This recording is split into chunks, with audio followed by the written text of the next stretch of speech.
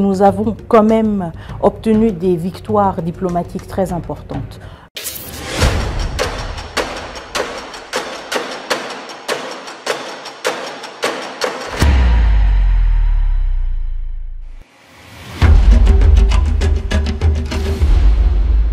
En tant que ministre des Affaires étrangères d'un pays membre non permanent du Conseil de sécurité, c'est notre attachement à l'ordre international, notre attachement au multilatéralisme. Nous avons mené un plaidoyer robuste en rappelant à tous nos interlocuteurs, à tous nos partenaires qu'il ne s'agissait pas d'un conflit oublié en Afrique entre deux petits pays africains, mais non, qu'il s'agissait d'une violation des règles du droit international, une violation de ces règles que nous voyons autre part et que nous avons aussi décriées autre part. Et le deuxième point, extrêmement important, et ce n'est pas un point que nous avons mené seul en tant que ministère des Affaires étrangères, il y a beaucoup d'autres ministères qui se sont investis, c'était de montrer le visage humain de la crise congolaise. Je voudrais surtout insister sur la résolution 2773, pour la première fois en plus de 20 ans, une résolution du Conseil de sécurité qui nomme explicitement le Rwanda et qui condamne le Rwanda pour son ingérence, pour sa violation de l'intégrité territoriale du Congo, pour ses violations du droit de l'homme et des violations du droit international humanitaire. Et pour nous, c'est un acquis extrêmement important. Pourquoi? Parce qu'il change la lecture du conflit, il change le discours autour du conflit.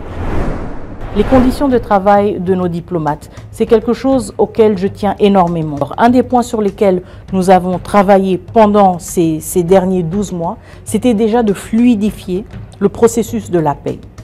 Fluidifier le processus de la paix en mettant en place une task force conjointe du ministère du Budget, des Finances et des Affaires étrangères.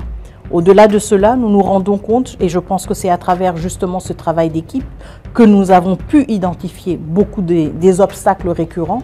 Nous nous rendons compte qu'en numérisant certaines choses, encore une fois, la fameuse numérisation, nous pouvons accélérer ces processus. Et donc maintenant, nous sommes vraiment dans des conversations très avancées avec des prestataires qui pourraient nous permettre justement de numériser l'entièreté, disons, de la fiche de paie des diplomates à l'étranger pour nous permettre d'avoir des paiements plus rapides.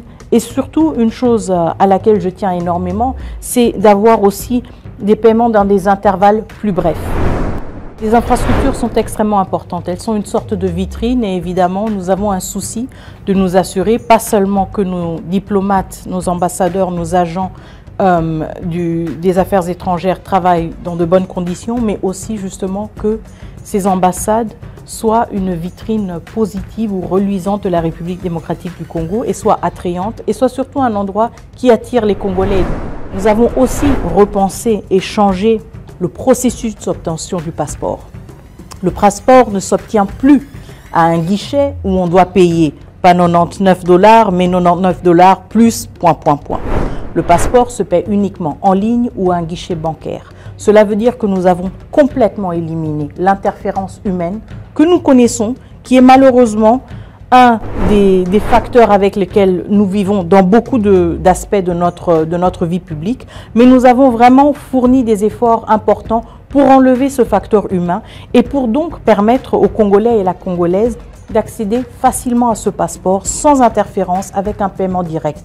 Et grâce à l'intervention directe et personnelle du chef de l'État, nous avons maintenant un passeport dont le prix n'est pas 99 $ comme c'était initialement prévu, et j'avais l'intention de le lancer à 99 $, mais plutôt un passeport à 75 $.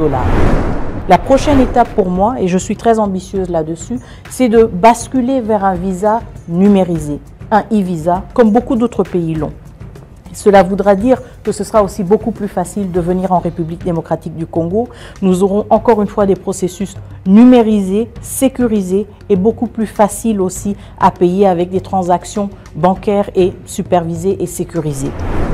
Nous ciblons aussi pour mieux accompagner les Congolais de l'étranger, aussi le lancement de cartes consulaires uniformisées que nous aurons de la même manière dans toutes nos ambassades pour permettre aussi aux Congolais et aux Congolaises de l'étranger de circuler librement, de pouvoir s'identifier sans devoir toujours avoir leur passeport sur eux et d'accéder mieux aux services respectifs des pays hôtes dans lesquels ils se trouvent.